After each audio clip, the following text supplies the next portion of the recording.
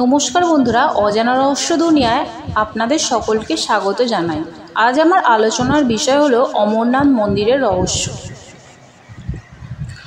অমরনাথ গুহা একটি হিন্দু তীর্থক্ষেত্র যা ভারতের জম্মু ও কাশ্মীরে অবস্থিত। এটি একটি শৈব তীর্থক্ষেত্র। এই গুহাটি সমতল থেকে 3888 মিটার উঁচুতে অবস্থিত। জম্মু ও কাশ্মীরের রাজধানী শ্রীনগর থেকে 141 কিলোমিটার এবং পেহেলগাঁও থেকে প্রায় 46 কিলোমিটার দূরে অবস্থিত। এই তীর্থক্ষেত্রটি হিন্দুদের জন্য পবিত্র স্থান বলে বিবেচিত হয়।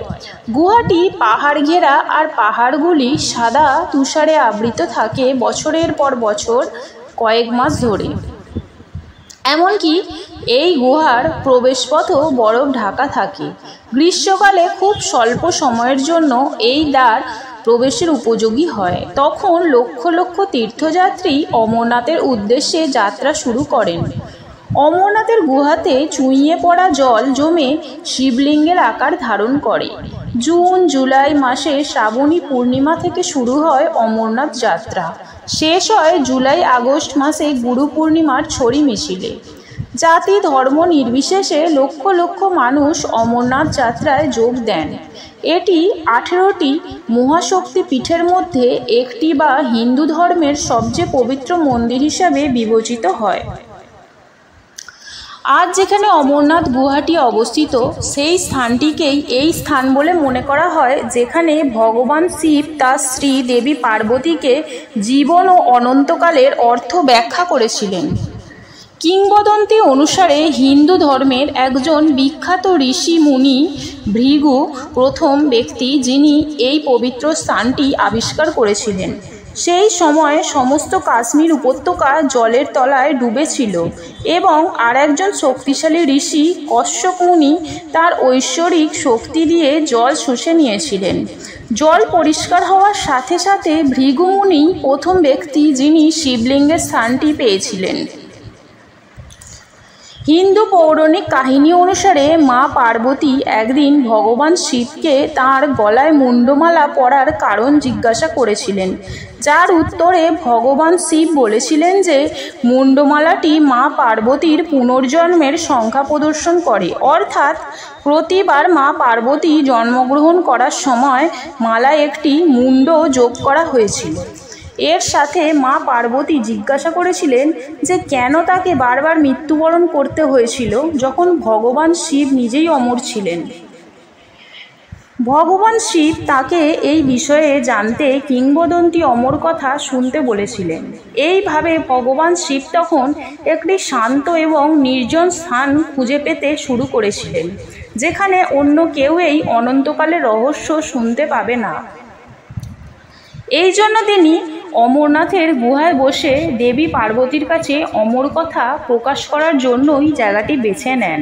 তিনি নিশ্চিত করেন যে অন্য কেউ গল্পটি শুনতে না পায়। তাই তিনি ষাঁড় নন্দীকে পেহেলগামে, চাঁদকে চন্দনওয়ারিতে, সাপকে শেষনাগে এবং পুত্র গণেশকে মহাগণেশ পর্বতে রেখে যান। এমনকি তিনি পঞ্চতত্ত্বকেও পঞ্চতরণীতে রেখে যান। এরপর তিনি মাতা পার্বতীকে একা রেখে অমরনাথের গুহায় প্রবেশ করার আগে চারপাশে আগুন ধরিয়ে দেন যাতে কোনো জীব গল্পটি শুনতে না পারে। তারপর তিনি গল্পের বর্ণনা দিতে শুরু করেন যেখানে মা পার্বতী মাঝখানে ঘুমিয়ে পড়েন। ঘটনাক্রমে একজোড়া পায়রা গল্পটি শুনে ফেলে। তখন ভগবান শিব জানতে পেরে তাদের মারতে উদ্ধত হয়।